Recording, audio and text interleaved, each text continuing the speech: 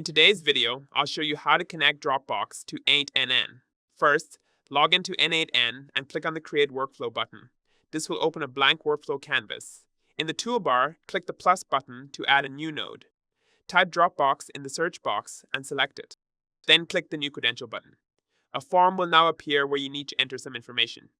To do this, go to the Dropbox developer site, developers.dropbox.com, log in, and click Create App in the App console.